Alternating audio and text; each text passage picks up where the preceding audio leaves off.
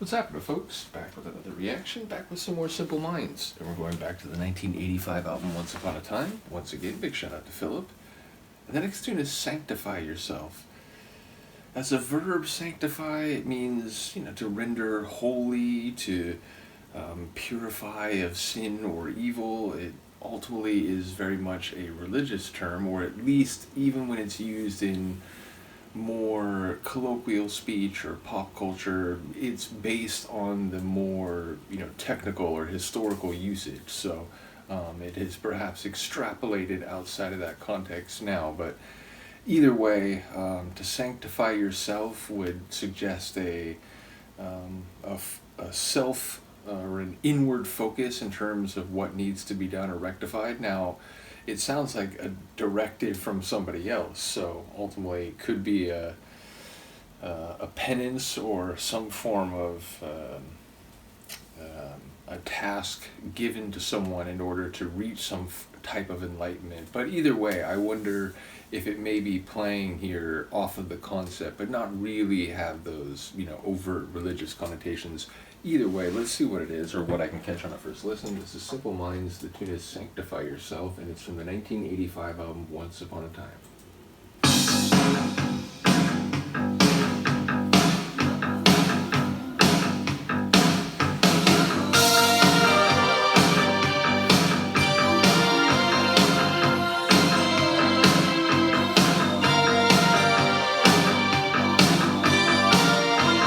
I like that keyboard riff.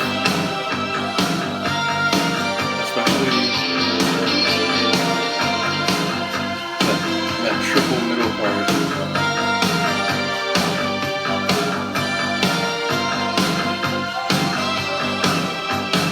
This is the age of the thunder and rage. Can you feel the rumble around your feet? If you take one step closer, it'll lead to another. Crush what the love's what we need. I shout out for sure. I need you for something. The whole world's out. All of the street,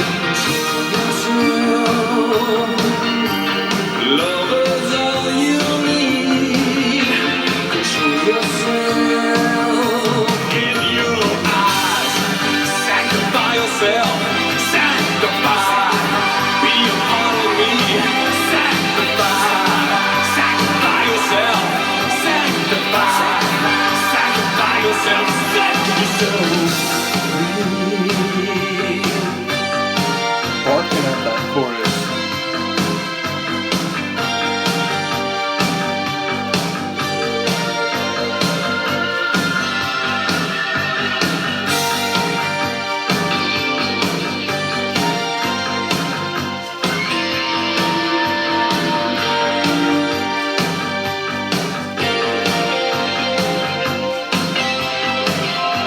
In pictures of living and bloodshot vision, sweet miracles and sweet circumstances.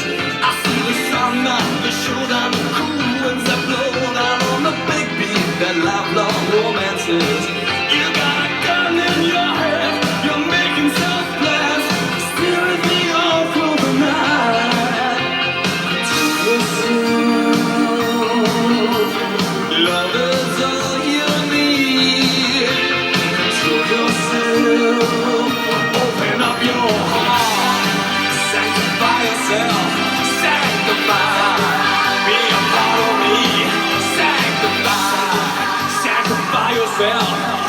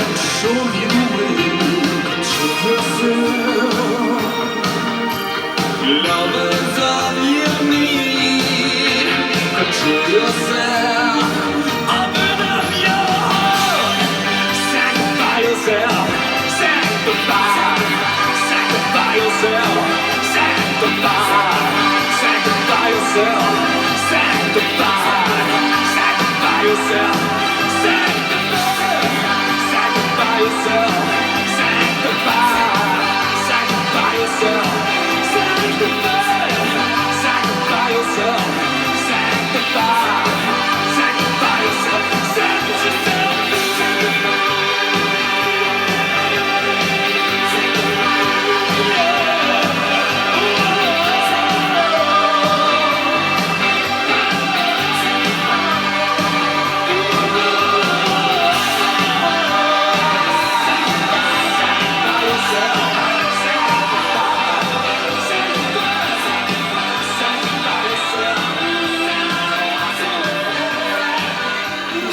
Amazing vocal work going on.